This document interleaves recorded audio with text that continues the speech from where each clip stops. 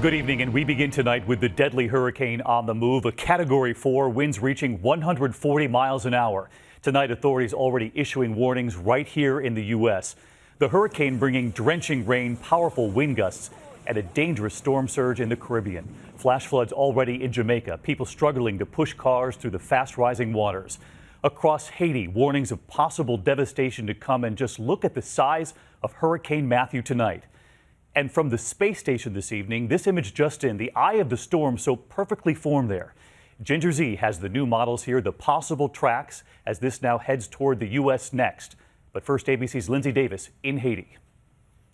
Tonight, Hurricane Matthew already deadly and closing in on Haiti. The wind just started to pick up. The rain's getting harder. Now packing 140-mile-per-hour winds, at one point the strongest Atlantic hurricane in nearly a decade. But it's the storm's slow speed, moving at just 7 miles per hour, that makes it so dangerous. We made our way into Haiti today from the neighboring Dominican Republic.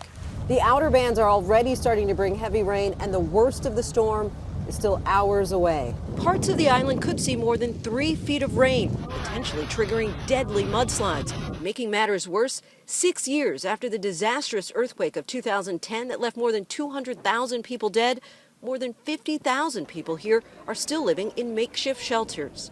As we know, we're not really prepared for this type of hurricane, but we're doing the best that we can. And at this orphanage outside of Port-au-Prince, they've boarded up the windows and moved their more than 60 children to the second floor. The storm has already killed at least 4 across the region. In Cuba, the U.S. military has already evacuated 700 military family members from Guantanamo Bay. This man warns residents to evacuate.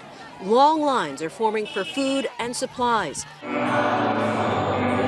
Worshippers of this church pray they'll be spared.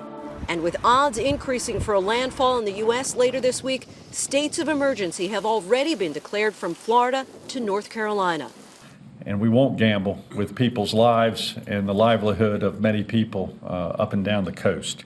David, the entire region is bracing for what is being described as life-threatening rain. We're talking about potentially 40 inches of rain, which could be devastating for people who are still living here in some homes that are rather fragile, homes that will offer very little protection. It's going to be a long 24 hours ahead, David. All right, Lindsay, you and the team stay safe tonight in the